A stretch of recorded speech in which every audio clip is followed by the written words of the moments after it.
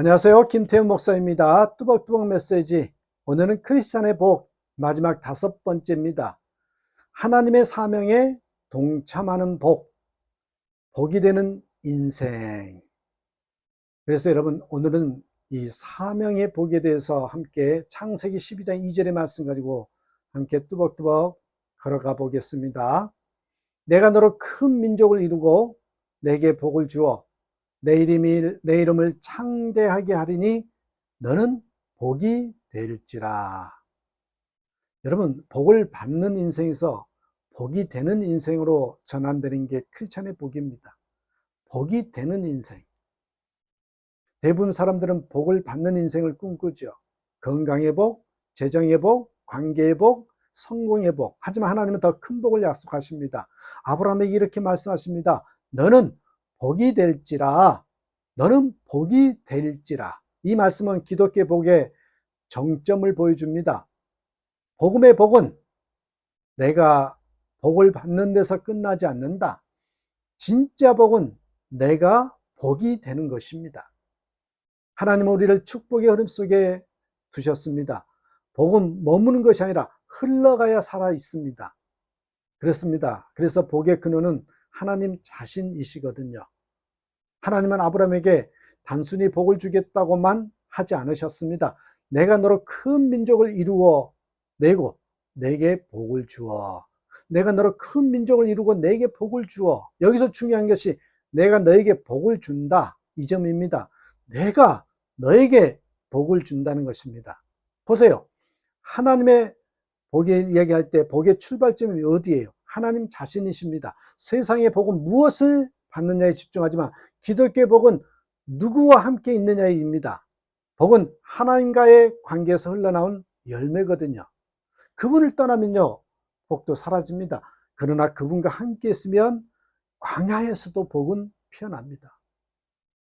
비유하자면 이렇습니다. 한 아이가 양동이로 물을 길러왔습니다. 그런데 양동이는 금세 비워집니다. 그때 아버지가 말합니다. 얘야, 계속 양동이로 물을 떠올리지 말고 샘 곁에 머물러라. 그러면 목마르지 않단다. 복은 양동이처럼 떠오는 것이 아니라 샘물 곁에 머무는 것입니다.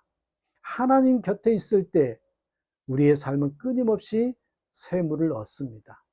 그렇습니다. 그래서 하나님은요, 우리를, 저와 여러분을 통로로 부르셨다는 것입니다. 하나님은 아브라함에게 복을 주겠다 하시면서 동시에 너는 복이 될지라 라고 명하셨습니다. 복은 받기 위한 것이 아니라 흘러보내기 위한 것입니다. 하나님은 당신의 사랑과 은혜와 자비와 위로를 세상에 흘러보내기 위해서 우리를 택하셨다는 것입니다. 너희는 세상의 빛이라, 너희는 세상의 소금이라고 했잖아요. 우리는 세상을 변화시키는 복의 매개체입니다. 통로입니다. 도구입니다. 복음은 나만의 위로가 아니라 세상에 흘러가야 할 생명입니다. 여러분, 갈릴리와 사해바다 비유하신 거 아시죠? 갈릴리 바다와 사해는 같은 요단강 물을 받습니다. 그러나 갈릴리에는 생명이 가득하고 사해에는 아무 생명이 없대죠. 차이는 단 한 가지예요. 갈릴리는요, 물을 계속해서 흘러보내고 사해는 흘러보내는 것이 없고 멈춘다는 것입니다. 여러분, 복도 그렇습니다. 받기만 하고 흘러보내지 않으면 영혼은 점점 메말라 갑니다. 그러나 흘러보내면 그 안에서 생명이 살아납니다. 그래서 여러분, 복이 되는 삶, 복이 되는 삶은 자기 중심에서 하나님 중심으로 옮겨가는 것입니다. 복을 나누는 사람의 삶은 방향이 다릅니다. 세상은 더 받기 위해 산다. 그러나 하나님의 사람은 더 주기 위해 산다. 이렇게 비유할 수 있습니다. 아브라함의 삶을 보십시오. 그는 자신을 위해 살지 않았습니다. 하나님의 약속을 따라 움직였고 그 결과 그 인생이 하나님의 통로가 되었죠. 창세기 12장 3절에 정확히 나와 있습니다. 너를 축복하는 자에게 내가 복을 내리고 너를 저주하는 자에게 내가 저주하리니. 하나님은 자신의 목적을 위해 복을 주십니다. 하나님의 마음에 동참하는 것이 그래서 가장 큰 복인 것입니다. 한여름밤 전기가 나간 마을이 있었습니다. 한 아이가 초 한 자루를 켜고 창문에 두었습니다. 그 불빛 하나가 골목을 비추자 이웃들이 그 집으로 모여들었습니다. 아이의 집은 밝아졌고 이웃들의 얼굴에도 웃음이 번졌죠. 그 아이는 이렇게 말했습니다. 제 불은 작지만 어둠 속에서는 충분히 밝아요. 여러분, 복이 되는 삶이 그렇습니다. 세상을 다 바꾸지 않아도 내가 있는 자리에서 하나님의 빛을 비추면 그것이 복된 땅이 되는 것이에요. 하나님은 다시 한번 우리에게 그런 삶을 살기 원하신다는 겁니다. 그래서 여러분, 복이 되는 사람은 이 사명을 기쁨으로 여기지요. 하나님이 주시는 복의 마지막 단계가 바로 이 사명입니다. 사명은 부담이 아니라 기쁨의 통로입니다. 하나님은 우리를 사용하기를 원하십니다. 우리의 말과 손과 시간, 재능, 우리의 삶 전체를 통해서 다른 사람에게 복을 흘러보내기를 원하십니다. 빌립보서 1장 6절에 너희 안에서 착한 일을 시작하신 이가 그리스도 예수의 날까지 이르실 줄을 우리는 확신하노라. 하나님 복을 주시는 분일 뿐만 아니라 복을 완성하시는 분입니다.